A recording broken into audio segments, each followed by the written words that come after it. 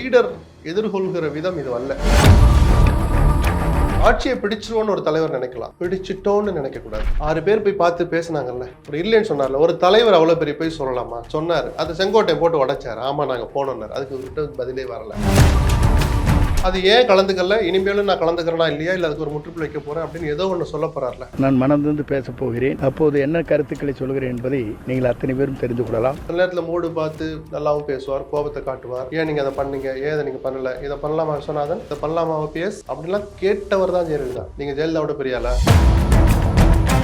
விஜய்னு நினைச்சுக்கிட்டு இருந்தாங்க. அவர் இல்லைன்ட்டார், மாறா உங்களை ஊழல்வாதினே சொல்ல ஆரம்பிச்சிட்டார். பிரம்மாண்டனா வேற யாரு உட்கார வச்சு கேட்கணும், கேட்கற கேள்விகளுக்கு இவர் உட்காந்து பதில் சொல்லணும். நான் கூப்பிட்டா நல்லா இருக்காது, எனக்கு இன்னும் சங்கடம் இருக்கு, நீங்க கூப்பிடுங்க, உங்க மேடை தானே, வாசனுக்கு ஒரு சொல்லிருக்கலாம்ல. அப்ப தினகரன் போனா போகட்டும், எந்த லட்சணத்தை நீங்க ஜெயிப்பீங்க? குறைந்த விலை நிறைந்த தரம், தங்கள் தேவைகள் அனைத்தும் ஒரே இடத்தில். ஜெயச்சந்திரன். Holidays-நாலே அது நம்ம GT Holidays தான். GT Holidays, South India's #1 travel brand. You know you are special when you're with GT Holidays. தெரிக்கவிடும் காரம் நிறம் சுவையை தருகிறது. ஆச்சி மிளகாய் தூள், தெரிக்கவிடும் காரம் நிறம் சுவை. வணக்கம் சார். வணக்கம். அதிமுக பொதுச் செயலாளர் இபிஎஸ் அவர்கள் தொடர்ந்து இருக்கக்கூடிய இந்த எழுச்சி பயணம் மக்கள் மத்தியில் ஒரு வரவேற்பு பெற்றிருக்கு. தமிழகம் முழுவதும் போற இடத்துல எல்லாத்துலயுமே கூட்டத்தை பார்க்க முடியுது.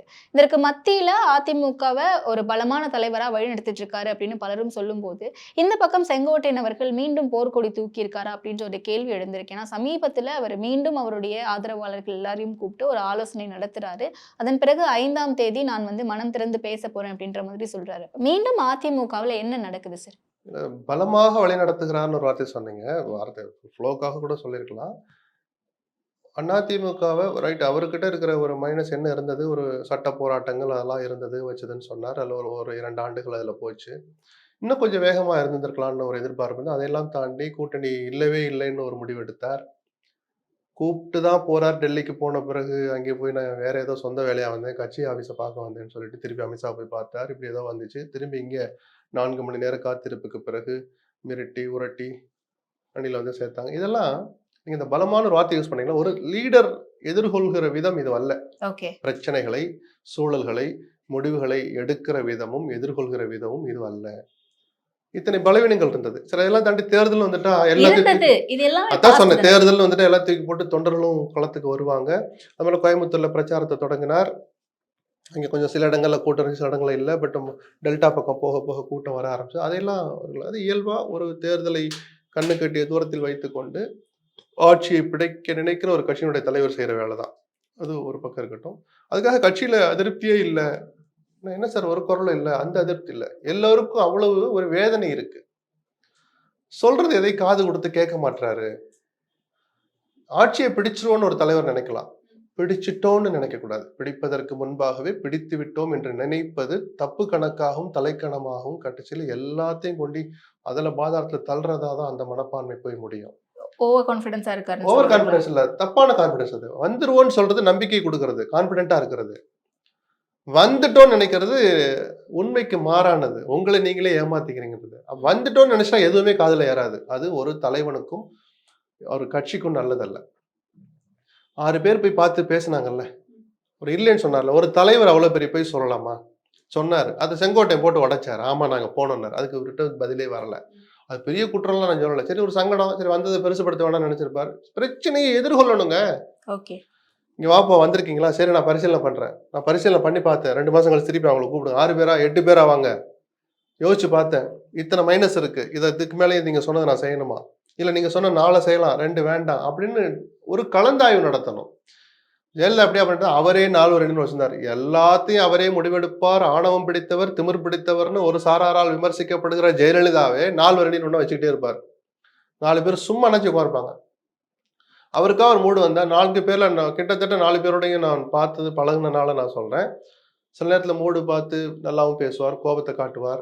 ஏன் நீங்க அதை பண்ணீங்க, ஏன் அதை நீங்க பண்ணல, இதை பண்ணலாமா விஸ்வநாதன், இதை பண்ணலாமா ஓபிஎஸ் அப்படின்லாம் கேட்டவர் தான் ஜெயலலிதா. நீங்க ஜெயலலிதாவோட பெரியாளா? அடிப்படையில் ஒரு கேள்வி, நீங்க ஜெயலலிதாவோட பெரிய நபரா இல்லைங்கிறத எடப்பாடியே சொல்லியிருக்கிறார். அதனால நான் அந்த கேள்வியை கேட்டேன். அப்ப கலந்து பேசல உங்களுக்கு என்ன தயக்கம் அப்படிங்கிற அந்த அதிருப்தி தான் செங்கோட்டையின் வடிவில் 4 மாசம் முன்னாடி ஒழிச்சிச்சு. அவர் பிஜேபியினுடைய துணையோட அப்புறம் இடையில அமைஞ்சிச்சு. இப்ப திருப்பி ஏதோ வெடிக்குதோன்னு ஒரு யூகம் கிளம்பி இருக்கு. அவர் என்ன பேசுறாருன்னு பொறுத்திருந்து பார்ப்போம். ஏன்னா சமீபத்துல அன்வர் ராஜா, மைத்ரேயன் உள்ளிட்ட சிலர் கட்சியில இருந்து விலகி திமுகவில் இணையும் போது கூட பிரஸ் அட்ரஸ் பண்ணும்போது அதிமுகவில் பல முன்னாள் அமைச்சர்கள் அதிருப்தியில இருக்கிறதாகவும் ஒரு தகவலை வெளியிட்டிருந்தாங்க. அந்த வகையில பார்க்கும்போது நீண்ட காலமா செங்கோட்டையன் அவர்கள் அதிருப்தியில இருக்காரு. அப்ப அதிமுகவில இருந்து செங்கோட்டையன் அவர்கள் வெளியே வராரு அப்படின்னு புரிஞ்சுக்கலாமா? அவரு வெளியே போறாரு, எல்லா மந்திரிகளும் வெளியே வருவாங்கிறதுல எனக்கு உடன்பாடு இல்லை. அப்படியே போய் திமுகவில் சேர்ந்துருவாங்க, அப்படியே போய் விஜய் கிட்ட சேர்ந்துருவாங்கலாம் இல்லை. ஒரு அதிருப்தியோட இருக்கிறாங்க. அது நல்லது இல்லைன்னு ஒரு தலைவன் முதல்ல உட்காந்து யோசிக்கணும். இங்க வாங்கப்பா, என்னப்பா உங்களுக்கு பிரச்சனை அப்படின்னு கேட்க கூட மாட்டேன்னா அது என்ன தலைமை பண்பு? அப்ப அவர் தலையில அவரே மண்ணவாரி போட்டுக்கிறாரோன்னு தோணுது. மற்றபடி அப்ப விட்டா இன்னைக்கு எல்லாரும் போயிடுவாங்கல்ல, நான் நம்பல. அதிமுக அந்த அளவுக்கு தான் ஒரு கட்சி அல்ல. ரீசெண்டாவே செங்கோட்டையன் அவர்கள் பல நிகழ்வுகளை அதிமுக சார்ந்து இபிஎஸ் அவர்கள் பங்கேற்கக்கூடிய இடங்களை தவிர்த்துக்கிட்டு இருக்கிறதாகவே நம்மளால செய்திகளை பார்க்க முடியுது. இந்த தவிர்ப்புகள் ஏன் நடக்குதுன்னு நினைக்கிறீங்க? அது ஏன் கலந்துக்கல, இனிமேலும் நான் கலந்துக்கிறேனா இல்லையா, இல்ல அதுக்கு ஒரு முற்றுப்புள்ளி வைக்க போறேன் அப்படின்னு ஏதோ ஒண்ணு சொல்ல போறாருல, அவர் சொல்ற வரைக்கும் காத்திருப்போம். அதுக்கு மேல இல்ல சொல்றதுக்கு ஒண்ணுமே இல்லை. 5ஆம் தேதி அவர் மனம் திறந்து பேசி எடுக்கக்கூடிய அந்த முடிவு அப்படிங்கிறது அதிமுகவுக்கு பலமா பலகீனமா அப்படிங்கிறத தாண்டி அதிமுகவினுடைய தற்போதைய நிலை என்னவா இருக்கு சார்? இப்ப இல்ல, இந்த சுற்றுப்பயணம் போனது நிச்சயமா கட்சிக்காரர்களுக்கு உற்சாகத்தை கொடுத்திருக்கும். குறைஞ்சபட்சம் அந்த ஒரு நாள் அந்த தொகுதியில ஒரு உற்சாகம் இருக்கும் தான். நான் வந்து பஸ் கிட்ட வந்து நிக்கிறேன். ஒரு வேன்ல ஏறினா கூட ஏறிட்டு போய் அந்த பஸ் கிட்ட வந்து தலைவர் பேசுற போது, பூச்சியாளர் பேசுற போது வந்து பார்க்கணும்னு வந்து நிக்கிறேன். ஸோ குறைஞ்சபட்ச உற்சாகத்தை ஒரு ஏற்படுத்தினாங்கிறத நான் மறுக்கல. இது இன்னும் அதிகமாகணும். ஏன்னா வெற்றியை நோக்கி போகணும். பலமான திமுக வீழ்த்தணும்னா இது பத்தாது. அணியை கட்டமைக்கணும். ஒரு பிரம்மாண்டமான கட்சி வருதுன்னு சொன்னீங்களே, யாரு? விஜய்னு நினைச்சுக்கிட்டு இருந்தாங்க. அவர் இல்லைன்ட்டார். மாறா உங்களை ஊழல்வாதினே சொல்ல ஆரம்பிச்சிட்டார். சரியா? அப்ப பிரம்மாண்டம்னா வேற யாரு? உட்கார வச்சு கேட்கணும். கேட்கற கேள்விகளுக்கு இவர் உட்காந்து பதில் சொல்லணும். கை கட்டிக்கிட்டு இல்லை. எப்ப அங்க வாங்கப்பா, என்னப்பா நான் விஜய் தான் பேசணும், அவரும் இப்படி இப்படின்னு கடைசியில் இது வேற நிலைப்பாடு எடுக்கிறாரு, நம்ம வேற என்னப்பா பண்ணலாம் கேட்கணுங்க. யாருமே பேசக்கூடாது. கட்சி ஒற்றுமைன்னு பேசினா வேண்டாம். ஓபிஎஸ் கதை முடிஞ்சு போச்சு. தினகரன் அப்புறம் பார்க்கலாம். அப்புறம் 26 தேர்தல் முடிஞ்சா இந்த ஒரு என்ன சொல்றது, ஆணவம் கலந்த தன்னம்பிக்கைங்கிறது ஆபத்தானது. ஏன்னா இந்த தன்னம்பிக்கையோட நீங்க ஒரு கணக்கு போட்டீங்க, 21ல தப்பா போச்சு, 24 ஒரு கணக்கு போட்டீங்க, தப்பா போச்சு, 24 அந்த கணக்கு தான் போடுவீங்கன்னா உங்களை நீங்களே ஏமாத்திக்கிறீங்களோன்னு தான் அதிமுக தொண்டம் பதட்டம். அதனால் பாதிக்கப்பட போறது எடப்பாடி என்கிற தனிநபர் மட்டுமல்ல. நீங்க ஆட்சிக்கு வருவீங்களா வரமாட்டீங்களா ஒரு கேள்விக்கு பதில் கிடைச்சிடும். அதிமுக அந்த கட்சியை பத்தி கவலைப்பட மாட்டீங்களா? உங்களை இந்த அடையாளத்துக்கு உயர்த்திய கட்சியை பத்தி ஒரு துளி கூட நீங்க கவலைப்பட மாட்டீங்களா? எனக்கு பின்னாலும் 100 ஆண்டுகள் இந்த இயக்கம் இருக்குன்னு ஜெயலலிதா சொன்னதுக்கு உங்க காதுல விழுந்துச்சு. அவளுடைய அன்னைக்கும் நீங்க தான் தலைமை நிலைய செயலாளர். ஜெயலலிதா அந்த வார்த்தையை உச்சரிக்கிற போது தலைமை நிலைய செயலாளர் எடப்பாடி, அல்லது அவரும் ஒரு மூத்த அமைச்சராக, அவரும் அமைச்சர் எதிர்பார்த்தவராக அந்த இடத்துல நிக்கிறார். உங்க காதுல விழுந்துச்சா விழலையா? ஜெயலலிதா மேல நீங்க மரியாதை வச்சிருக்கீங்களா வைக்கலையா? அந்த வார்த்தையை நம்ம செயல் வடிவத்துல ஒரு ஃபர்ஸ்ட் ஸ்டெப்பா அதை எடுத்து வைக்கணும்னு உங்களுக்கு மனசாட்சி உறுத்துதா உறுத்தல? எத்தனை கேள்வி வரும்ல. தினகரன் ஓபிஎஸ் வெளியே போறார், மௌனமா இருக்கார். தினகரனை எப்போ எல்லாரும் ஒரு மேடையில கூடுறோம், நல்ல வாய்ப்பு, நான் கூப்பிட்டா நல்லா இருக்காது, எனக்கு இன்னும் சங்கடம் இருக்கு, நீங்க கூப்பிடுங்க, உங்க மேடை தானே, வாசனுக்கு ஒரு சொல்லிருக்கலாம்ல, சொல்லல. அப்ப தினகரன் போனா போகட்டும். எந்த லட்சணத்தை நீங்க ஜெயிப்பீங்க? தரவுகளை வச்சுக்கிட்டு நான் பேசுறேன். 21 தரவையும் 24 தரவையும் வச்சுக்கிட்டு பேசுறேன். ஒன்றுபட்ட அதிமுக இல்லைன்னா தெற்குலையும் டெல்டாலையும் அதிமுக ஜெயிப்பது கடினம். 24 தரவு வச்சுதான் அவங்க சொல்றாங்க பாஜக கூட்டணி மட்டுமே போதுமானதா இருக்கும் அப்படின்ற மாதிரியான அப்படி 18% வாங்கினா போதுமா? பாஜக கூட்டணி 18 பிளஸ் இவங்க ஒரு அந்த 18ல யாரெல்லாம் இருந்தா, அந்த 18ல யாரெல்லாம் இருந்தா சொல்லிட்டே வாங்க. BJP, TTV Dhinakaran, OPS, Pamaka, இந்த 3 பேர் இப்ப இருக்காங்களா? இன்னைக்கு இந்த 3 பேரும் என்டிஏல இருக்காங்களா? இருக்கிறத ஒரு என்டாஸ் பண்ணிருக்காரா? எடப்பாடி வாயில இருந்து வந்திருக்கா? சொல்லுங்க. கேள்விக்குறிகள் இதெல்லாம் நடந்த பிறகு பேசுவோம். அப்படியே வந்தாலும் அது 18 தான், இந்த 23 அப்படியே இருக்குன்னு சொல்ல முடியாது. எத்தனையோ நீங்க பலவீனங்கிறீங்க, அதை சபதம் போட்டீங்க, நான் இது வரைக்கும் இனிமேல் சேர மாட்டேன்னு. நீங்கள் அந்த 23% வாங்குற போது சிறுபான்மையினர் உங்களுக்கு வாக்களித்தார்கள். இன்னைக்கு வாக்களிப்பாங்களா? 100 பேர்ல 80 பேர் திமுக போட்டான். அந்த 20 பேர்ல 15 பேர் உங்களுக்கு போட்டான். அந்த 15 பேர் இந்த தேர்தலில் போடுவானா? போட மாட்டேன். ஏன்னா நீங்க பிஜேபியோட போய் சேர்ந்திருக்கீங்க. அப்ப அந்த பலவீனத்தை பேச மாட்டீங்களா? இருந்த ஓபிஎஸ் 3.5 லட்சம் ஓட்டு ராமநாதபுரத்தில் ஓபிஎஸ் வாங்கிட்டு இருந்தார். அந்த 6 தொகுதிகளில் அவர் பிஜேபி ஓட்டும் கூட இருக்கட்டும், 2 லட்சம் ஓட்டு 2.5 லட்சம் ஓட்டு பிஜேபி ஓட்டாவே இருக்கட்டும், 1 லட்சம் ஓட்டு ஓபிஎஸ்க்காக போட்டாங்கல்ல. அந்த 1 லட்சம் ஓட்டு உங்களுக்கு வேணாமா? தினகரன் வாங்கின வாக்கு மதுரையில 2ஆம் இடமும் சிவகங்கையில கணிசமான வாக்குகளும், திருநெல்வேலியில் அதிமுக 4ஆம் இடம் போறதுக்கெல்லாம் யார் காரணம்? தினகரன் தான் பிரதான காரணம். தென் மாவட்டங்கள்ல, டெல்டால. இப்போ இத்தனை உண்மை தெரிஞ்சிருந்தா அவங்கள பத்தி நான் கவலைப்பட மாட்டேன். அவங்க போனா போகட்டும்னா அது ஒரு புத்திசாலித்தனமான கணக்காக எனக்கு தெரியல. ஆனா என்டிஏவே வந்து அதிமுக போதுமானதா இருக்கும் நமக்கு போதுமானதா இருக்கும்னு நான் அப்படித்தான் நினைச்சுக்கிட்டு அப்படின்ற இருந்தேன் நேத்து வரைக்கும், முந்தா நாள் வரைக்கும். ஆனா இப்ப யோசிச்சு பார்த்தா அந்த அதிமுக பலவீனப்படுவதை பிஜேபி ரசிக்கிறதோன்னு தோணுது. ஏன்னா அவங்க நினைச்சிருந்தா ஓபிஎஸ்க்கு ஒரு போன் போட்டு இங்க வாங்க பொறுமையா இருக்குன்னு சொல்லியிருக்கலாம். தினகரன் பேரை அமித்ஷா ஒரு வாயில சொல்லியிருந்தாருன்னா தினகரன் நேற்று இந்த மாதிரி சில ஒரு முடிவு எடுக்க ஆரம்பிப்பாரா? அமித்ஷாவே சொல்லிட்டான்னு வாசன் கூப்பிடாம இருப்பாரா அந்த நிகழ்ச்சிக்கு? அவருக்கே ஒரு குழப்பம் வந்தாலும் கூட மாட்டாரு. சரி, உங்களை கண்டிப்பா கேட்டிருப்பாரு பிஜேபி கிட்ட, எல்லாரெல்லாம் கூப்பிடுறேன், என்டிஏல இல்லாத பிரேமலதா கூப்பிடுறேன், தினகரனை கூப்பிடுமான்னு கேட்டபோது பிஜேபி சொன்ன பதில் என்ன? நயினார் நாகேந்திரன் மனசாட்சி, அரசியல்வாதிட்ட எதிர்பார்க்க முடியாது, ஆனாலும் நயினார்ட்ட எதிர்பார்க்கிறேன், உங்கள் மனசாட்சியை தொட்டு சொல்லுங்க, வாசன் உங்களிடம் ஆலோசித்தாரா இல்லையா? எடப்பாடி மனசாட்சியோட நான் இந்த மாதிரி அப்பாவுக்கு ஒரு நினைவு நாள் நிகழ்ச்சி நடத்துறேன், என்டிஏ தலைவரெல்லாம் கூப்பிடுறேன், தினகரனை என்ன பண்ணட்டும்னு கேட்டாரா கேட்கலையா? சரி, அவர் கேட்கவே இல்லைன்றதை நான் நம்புறேன். நீங்களாவது கேட்டீங்களா இல்லையா? யாரெல்லாம் வர்றீங்க, எனக்கு எங்க சேர் போட்டிருக்கீங்க கேட்டிருப்பீங்கல்ல? அப்ப என்டிஏல தினகரன் ஓபிஎஸ் கூப்பிட்டுருக்கீங்களா? அவர்களும் மூப்பனாரோடு பழகியவர்கள். கூப்பிட்டீங்களான்னு ஒரு வார்த்தை நீங்க எடப்பாடி கேட்க மாட்டாரு. பிஜேபி கேட்டுச்சா கேட்கலையா? மனசாட்சியோடும் நேர்மையோடும் நயினார் இதுக்கு ஒரு பதில் சொல்லணும், அண்ணாமலை பதில் சொல்லணும். இந்த 2 பேர்ட்டு தான் வாசன் பேசுவார். பேசினாரான்னு சொல்லுங்க, மற்றதை அப்புறம் பேசுவோம்.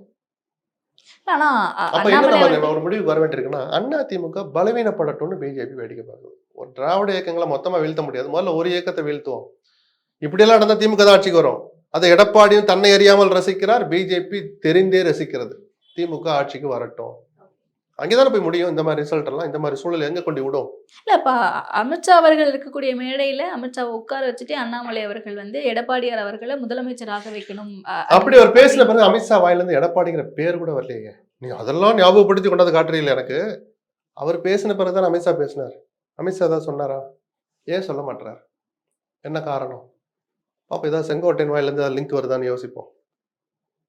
அந்த பலவீனம் தான், அந்த அணிக்கு பலவீனம். அப்போ நாங்க ஒரு அணியை உருவாக்குவோம், எடப்பாடி முதலமைச்சர் வேட்பாளர் மாதிரி புரிஞ்சுக்க வைப்போம், ஆனா எடப்பாடி பேரை சொல்ல மாட்டோம், அதன் காரணமா ஒரு பலவீனமாகும், அந்த அணி தோற்கும், திமுக ஜெயிக்கட்டும்னு பிஜேபி நினைக்குதான்னு நம்ம சந்தேகப்பட வேண்டியிருக்கு. ஏன்னா 21 திமுகவை ஆட்சிக்கு வர்றதுக்கு முதல் காரணம் எடப்பாடி, 2வது காரணம் பிஜேபி தான். எடப்பாடி பிடிவாதம் இல்லாம இருந்தா 29 தொகுதிகளில் நேரடியாகவும் கிட்டத்தட்ட 40-50 தொகுதிகளில் மறைமுகமாகவும் தினகரன் ஒரு தாக்கத்தை ஏற்படுத்தி இருக்க முடியாது அதிமுகவுக்கு எதிராக. அமித்ஷா கொஞ்சம் உறுதி காமிச்சிருந்தாருன்னா, நீங்க சேர்ந்துதான் அவனு எத்தனையோ விஷயத்தை வச்சு மிரட்டினீங்கல்ல, அதிமுக நல்லதுக்காக ஒரு மிரட்டிருக்கலாமே. அன்னைக்கு ஒன்னா இருந்தா அன்னைக்கு திமுக ஆட்சியே இல்லையே. புரியுதுங்களா? அப்பயும் திமுக வர்றதுக்கு உதவி பண்ணது இந்த 2 பேர் தான். இந்த தேர்தலிலும் திமுக ஆட்சிக்கு வருவதற்கு இந்த 2 பேர் தான் உதவி பண்ண போறாங்களோன்னு ஒரு சந்தேகம் எழுந்திருக்கு, எடப்பாடியும் பிஜேபியும். இல்லைன்னா இந்த முறை வந்து டிடிவி அவர்களும் ஓபிஎஸ் அவர்களையும் இணைக்கல அப்படின்னா அப்ப இவங்க 2 பேர் தனியா நிற்பாங்களா, திமுக கூட்டணிக்கு போவாங்களா அப்படின்ற பேச்சுவார்த்தைகளும் போய்கிட்டு இருக்குல்ல சார்? அது எனக்கு தெரிஞ்சு 99% திமுக அணிக்கு போக மாட்டாங்க. அதுக்கான அவசியம் இல்லை, அவர்கள் வந்த வழியும் அது வரல.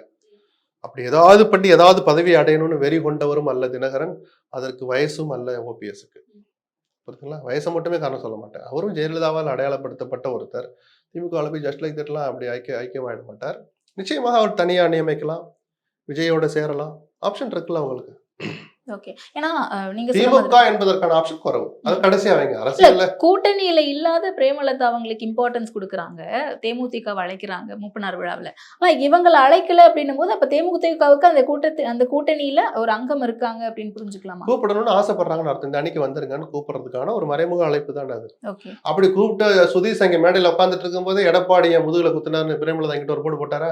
அவர் 2 கதவை திறந்து அதுதான் சார் ஒரு மாதிரி அதுதான் அரசியல், அதுதாங்க அரசியல். 2 கதவை திறந்து வச்சிட்டு இருக்கிறார். அப்போ முழுமையாக வர தயங்குகிற, தன்னை முதுகில் குத்திய துரோகி என்று சொல்கிற தேமுதிகவை கொண்டாந்து மேடையில உட்கார வைப்பீங்க. நான் என்டிஏவில் தான் இருக்கிறேன்னு சொல்ற தினகரனுக்கு ஒரு போன் கூட பண்ண மாட்டீங்கன்னா அப்ப திட்டமிட்டு பிஜேபியும் அதை அனுமதிக்கும் தான் அர்த்தம். அப்ப அதிமுக பலவீனப்படட்டும், ஆட்சிக்கு வரணும்னு அவசியம் இல்லை, திமுக வந்துட்டு போட்டோம் தான் பிஜேபி நினைக்கிறதுக்கு. நான் சொல்றதுக்கு இதெல்லாம் தரவு, இதான தரவு. நான் எனக்கிட்ட ஆதாரம் இருக்குல்ல. உங்களுக்கு நிஜமாகவே அந்த அக்கறை இருந்திருந்தா திமுகவை வீட்டுக்கு அனுப்பணும், எடப்பாடி அல்லது அதிமுக ஆட்சியில் அமர்த்தணும் நீங்க நினைச்சிருந்தீங்கன்னா அதிமுக பலவீனப்படுவதை நீங்க ரசிப்பீங்களா? நான் கேட்கிற கேள்வி அதுதான். சரி, யாரோ ஒருத்தர் எங்கேயோ இருக்கிறோம், நாங்க ஏன் இணைக்கணும்னு கூட கேட்கலாம்.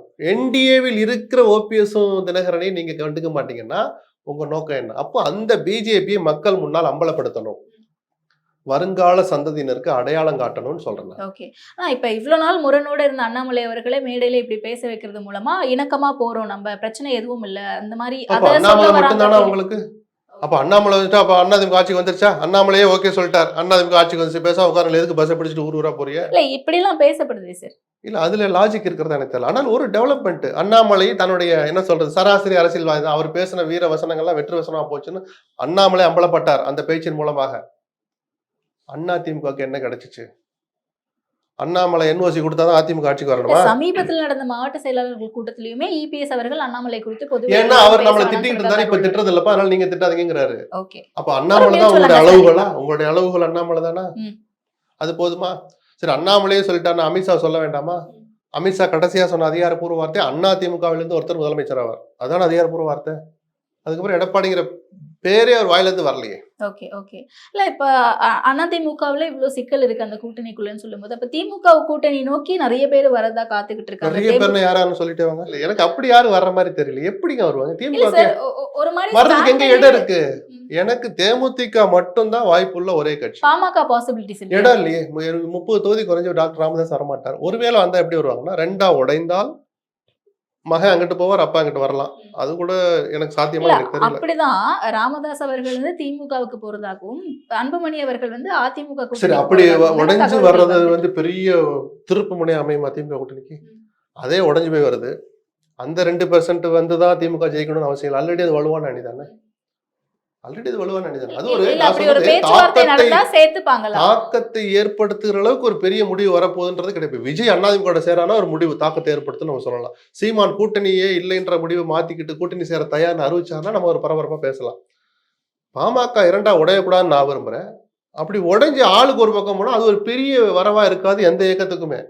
இல்ல திருச்சியில கே நேரு அமைச்சர் வீட்டுல நடந்த விழாவுல பாமகல இருந்து கலந்துக்கிட்டாங்க. இது ஒரு மறைமுக கூட்டணிக்கான மாவட்ட அளவுல ஏதாவது நடக்கும் நினைக்கிறேன். அதுக்கு அங்க பாத்தீங்கன்னா அந்த கொட்டாம்பட்டியில ஒரு பொண்ணு வயசுக்கு வந்துச்சு. அந்த வயசுக்கு வந்த வீட்டுல 2 பேரும் ஒரே இலைய பக்கத்துல போய் பிரிச்சுக்கிட்டு, நீ அங்கிட்டு சாப்பிடு நான் இங்கிட்டு சாப்பிடு, இதெல்லாம் ஒரு விஷயமாங்க?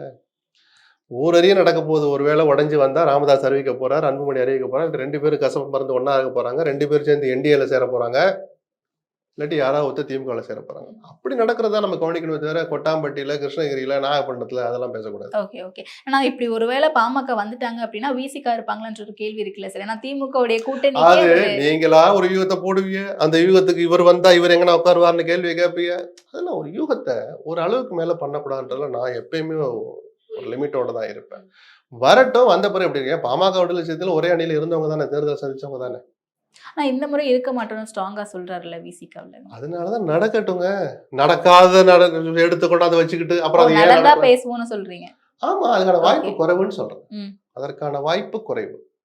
அது திமுக அணியில் பாமக வந்து சேருவதற்கான வாய்ப்பு குறைவுன்னு சொல்றேன். வேற என்னென்ன பாசிபிலிட்டிஸ் இருக்குதா நீங்க நினைக்கிறீங்க பாமகவுக்கு? பாமக எனக்கு தெரிஞ்சு 90% 2 பேருமே, நீ அந்த பக்கம் போ நான் இந்த பக்கம் வர, 2 பேரும் என்டிஏல தான் சேருவாங்களோன்னு தோணுது. ஏன்னா 2 பேரும் திமுக விமர்சிக்கிறாங்க. ரொம்ப ரிமோட் சான்ஸ் ராமதாஸ் மட்டும் ஒரு அணியை அவர் தலைமையில் ஒன்று அமைஞ்சா, அன்புமணி இருக்கிற இடத்துல நான் இருக்க மாட்டேன்னு ஒரு ஈகோ தடுத்தால், கொள்கையெல்லாம் வேறுபாடு கிடையாது. அவன் இருக்கிற இடத்துக்கு நான் வரமாட்டேன்னு ஒரு அப்பாவை நினைச்சாருன்னா இவர் திமுக பக்கம் வர வாய்ப்பு இருக்கு. அது பெரிய இம்பாக்ட் ஏற்படுத்தலாம் நான் நினைக்கல. 2% வந்தாலும் திமுக அட்வான்டேஜ் தான். அது வந்துதான் திமுக ஆட்சிக்கு வரப்போகுது. அவரு ராமதாஸ் வரலன்னா திமுக ஆட்சிக்கு வர்றது சந்தேகம் அப்படின்னு ஒப்பிடுற அளவுக்கு அது ஒரு முக்கிய முடிவு அல்லன்னு சொல்றேன். இல்ல அவ்வளவு இம்பார்ட்டன்ஸ் கொடுக்க வேண்டாம்னாலுமே இந்த பிரச்சனை அப்படிங்கறது ஒரு 3 வாரத்துக்கு முன்னாடி இல்ல 1 மாசத்துக்கு முன்னாடி முடிஞ்சிரும்னு நினைச்சோம். பட் இவ்வளவு நாளைக்கு நீண்டுகிட்டே வந்துட்டு இருக்கு. அது அந்த 2 பேருக்கு நல்லதில்ல, பாமகவுக்கு நல்லதல்ல. வன்னியர்களே உங்களை விட்டு விலகி போவதற்கான சூழலை நீங்கள் இருவரும் ஏற்படுத்துகிறீர்கள் அப்படின்னு நான் இப்ப இல்ல, இந்த சர்ச்சை இவ்வளவு தீவிரமா முன்னாடியும் சொல்லிட்டு இருக்கேன். பொதுவெளியில அடிச்சுக்காதீங்க இவங்க நம்ம பெருமையா நினைச்சுக்கிட்டு இருக்கிறாங்க. சத்தம் இல்லாமல் வன்னியர்கள் உங்களை விட்டு விலகி செல்கிறாருங்கிற அந்த உண்மையை இவங்க புரிஞ்சுக்கிற காலம் ரொம்ப தூரம் இல்லை. Okay okay. விஜயோட இம்பாக்ட் எப்படி சார் இருக்கும்? அவர் தான் மைய பொருளா இருக்க போறார். அவர் வாங்க போற குறைஞ்சபட்சம் 10% வாக்குகள் 15-20 அவங்க சொல்றாங்க. நாம் குறைஞ்சதா கணக்கு போட்டா கூட இரட்டை இலக்க வாக்குகளை இந்த தேர்தலில் விஜய் பெறுவார். அப்படின்னா மினிமம் 10%. அந்த 10 யாரோட 10ங்கிறதான் கேள்வி. யாருன்னு கேளுங்க. தெரியாது எனக்கு. தேர்தல் ரிசல்ட் வந்தா தானுங்க தெரியும் யாரோட வாக்கு பறிப்போச்சு, சீமான் வாங்கின எட்டரை குறைஞ்சிச்சா, இல்ல விஜய் வந்த பிறகும் சீமான் தன் இருப்பை தக்க வைத்து மேலும் வளர்ந்திருக்கிறாருன்னு 11% வாங்குறாரா, ஏற்கனவே வாங்கினவங்கள யாருடைய பெர்சன்டேஜ் குறைஞ்சிருக்கு, இதெல்லாம் ரிசல்ட் வந்தா தானே. அதுக்கு முன்னாடி அவர் ஓட்டு தான் அங்கே போகுது, இவர் ஓட்டு இது, இந்த ஓட்டு இந்த பஸ்ல ஏறாது, இது அந்த ட்ராக்ல தான் போகும், இதெல்லாம் மக்களையும் முன்னாடியே தொண்டர்களையும் நம்ம ஏமாற்றுகிற அப்படியே- வேலை. அதுதான் முன்னாடியே நம்ம அப்படி ப்ரெடிக்ட் பண்ண முடியாது. பட் முடியாது. விஜய் சரியான பாதையில தான் போய்கிட்டு இருக்காருன்னு நினைக்கிறீங்களா? அவரோட அரசியல் ஆனா ஆரம்பிச்சதுல சர்டிஃபை இருந்து. பண்றதுக்கு நாம யாரு? ம். அவர் தப்பு செய்யாத வரைக்கும் நல்ல பாதையில தான் போறான்னு அர்த்தம். ம். தப்பு செஞ்சா சுட்டி காட்ட போறோம். இல்ல ஒரு அரசியல்வாதியா இங்க இருக்கக்கூடிய இஷ்யூஸ் அட்ரஸ் பண்ண மாட்டேங்கிறாருன்ற இல்ல விமர்சனங்கள் இப்பதான் பேச எல்லாம் ஆரம்பிச்சிருக்கிறார். ம். ஒரு ஊரா திறந்து போக போறேன்னு இருக்கிற பிரச்சார பயணம் அங்க போய் பேசுறாரான்னு பார்த்துட்டு நம்ம சொல்லுவோம். இவ்வளவு தூரம் சுற்றி வந்த பிறகு கூட ஒரு மாநாட்டுல 1/2 மணி நேரம் பேசுறீங்க, எல்லாம் பேச முடியாது, ஒத்துக்கிறோம். ஊர் ஊரா வந்தீங்களே, மதுரையில நின்றுகிட்டு திரும்ப மதுரை திருச்சிக்கு வந்தீங்களே, திருச்சியில இந்த பிரச்சனை இப்படி இவ்வளவு தூரம் ஓடிக்கிட்டு இருக்கே, பேசுனீங்களான்னு அப்பதான் நம்ம கேட்கணும். அந்த திருச்சியில நீங்க பேசிட்டு இருக்கிற போது சென்னையில தேசிய அளவுல மாநில அளவுல எதிர்க்கு ஒரு பிரச்சனை இப்படி வந்துச்சு, அந்த பிரச்சனையை பத்தி ஏன் பேசல அப்படின்னு நம்ம அன்னைக்கு தான் கேட்கணுமே தவிர பிரச்சாரத்தையே தொடங்கலாம். அந்த பஸ்ஸே நேத்து தான் கண்ணில் காமிச்சிருக்காங்க, இந்த பஸ்ல தான் போக போறாருன்னு. ஏறி உட்காந்து வந்து பேசட்டும், என்ன பேசுறார் என்ன பேச தவறினார்னு அப்பதான் நம்ம பேசணும். ஓகே. ஏன்னா விஜய் அவர்களை சமீப காலமா ரொம்ப சீமான் அவர்கள் விமர்சனம் செய்துகிட்டு இருக்காரு. தொடர்ந்து அந்த அணில் அப்படிங்கறது எல்லா அது இடத்துலயும் அரசியல்னு வந்துட்டா பயன்படுத்துறாரு. அப்படிதான். தம்பி எல்லாம் காணாம போச்சு, அண்ணன் தம்பி பாசம்லாம் இல்ல. அவர் இவருடைய வாக்கு வங்கியை குறிவைப்பார் அப்படின்னு நினைச்சாலோ அல்லது தன்னிடம் பேசியதற்கு நேர்மாறாக பொதுவெளியில் நடந்து கொள்வார்னு சீமா நினைச்சாலும் இந்த கோபம் ஆச்சரியம் இல்லை. அரசியல்லாம் இது சாதாரண விஷயம்தான். இன்னும் பல விமர்சனங்களை நீங்க எதிர்பார்க்கலாம், யாரிடமிருந்தும் எவர் மீதும். இந்த அரசியல் இல்ல அப்ப 2026 சிரிச்சுக்கிட்டு கடந்து போற அளவுக்கு தரம் தாழ்ந்ததா போயிடுச்சு அரசியல். ம். அதுலயும் சில நல்லது நடந்துட்டு இருக்கு. இந்தியாவுல மற்ற மாநிலங்களை ஒப்பிடுற போது தமிழ்நாடு தலைநிமிர்ந்து நிக்குது பல துறைகள்ல. இந்த அரசியல் கடையில தானே ஒரு அரசு அமைச்சு ஊழல்களுக்கு இடையிலையும் இவ்வளவு சாதனைகளை செஞ்சு காமிச்சிட்டு இருக்காங்க ஒரு கட்சியும்.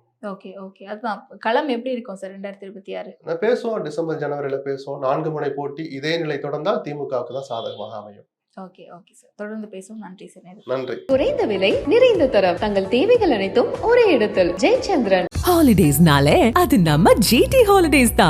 GT Holidays, South India's #1 travel brand. You know you are special when you're with GT Holidays. தெரிக்க காரம் நிறம் சுவையை தருகிறது. ஆச்சி மிளகாய் தூள் தெறிக்க விடும் காரம் நிறம் சுவை.